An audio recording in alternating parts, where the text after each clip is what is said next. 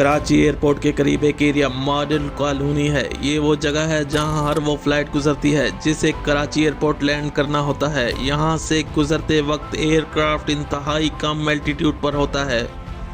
22 मई 2020 एक नॉर्मल दिन था। गर्मी का मौसम था, दोपहर का वक्त था। मॉडल कॉलोनी की गलियों में चहल पहल कम थी, ज्यादातर लोग घरों में थे। 2:45 पर लोगों ने देखा कि एक जहाज जो इंतहाई नीचे आ रहा था, ऐसा लग रहा था ये गिर रहा है।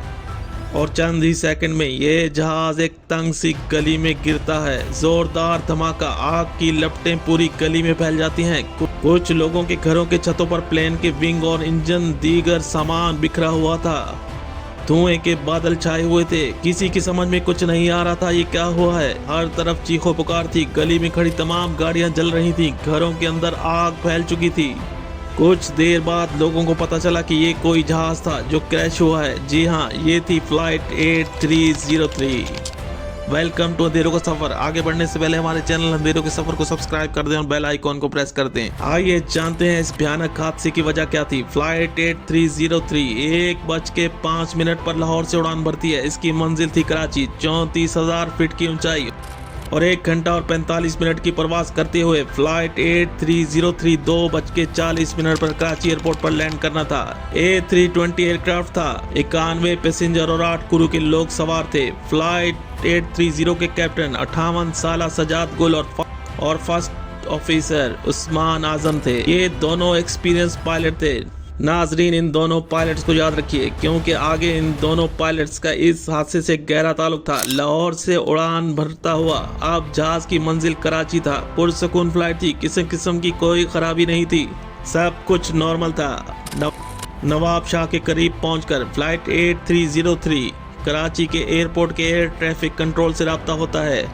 एयर ट्रैफिक कंट्रोल से लैंडिंग की हिदायत लेते हुए त्यारा कराची की तरफ बढ़ रहा था और फिर कुछ ही देर बाद त्यारा कराची से 28 किलोमीटर दूर था। अब लैंडिंग अप्रोच की तरफ बढ़ रहा था। इस दौरान फ्लाइट 8303 7,000 फीट पर मौजूद थी। एयर ट्रैफिक कंट्रोल ने पायलट से ऊंचाई कम करने को कहा, लेकिन पायलट की तरफ से कहा गया कि वो मैनेज कर लेंगे। जो त्यारा रनवे के करीब आ रहा था, एयर ट्रैफिक कंट्रोल ने दोबारा पायलट से कहा कि आप अपने त्यारे की ऊंचाई कम करें, लेकिन पायलट एयर ट्रैफिक कंट्रोल की वार्निंग को नजरअंदाज करते हुए त्यारे को लैंड करा रहे थे। इस बीच दोनों पायलट्स आपस में बातों में इस कदर मसरूफ थे कि वो लैंडिंग गियर खोलना भूल गए, जो एक संगीन गलती थी। ऊंचाई ज्यादा होने की वजह से वार्निंग बीप बज रही थी और इसके साथ लैंडिंग गियर ना खुलने की वार्निंग का अलार्म भी बज रहा था। जब तक पायलट को ख्याल आता उस वक्त तक बहुत देर हो चुकी थी। लैंडिंग गियर खोलना भूल गए। उस वक्त तक त्यारा रनवे से टकरा चुका था। इस दौरान त्यारा रगड़ता हुआ रनवे पे आगे बढ़ रहा था। इस बीच फर्स्ट ऑफिसर ने कैप्टन से कहा कि दोबारा टेक ऑफ का कहा। कैप्टन ने त्यारे को दोबारा टेक ऑफ कर दिया और उसे ऊपर उठा दिया। रनवे पर रगड़ने की वजह से इंजन को शदीद नुकसान हुआ और एक इंजन बंद हो चुका था। अब त्यारे को एक गोल चक्कर लगाकर दोबारा लैंडिंग करना था। जहाज के व्हील खुले हुए थे। एक इंजन फेल हो चुका था। एक इंजन के सहारे ये जहाज उड़ रहा था। इस दौरान दूसरे इंजन ने भी काम छोड़ दिया। अब त्यारा तेजी से नीचे की तरफ आ रहा था। कैप्टन ने मेडे की कॉल दी, लेकिन फ्लाइट 830 को कोई मदद नहीं मिल सकती थी। पायलट के हाथ से कंट्रोल निकल चुका था और फिर 2:45 पर यह त्यारा मॉडल कॉलोनी में जा गिरा और तबाह हो गया। हैरान कुन तौर पर 2 मुसाफिर जिंदा बच गए, 97 पैसेंजर मारे गए।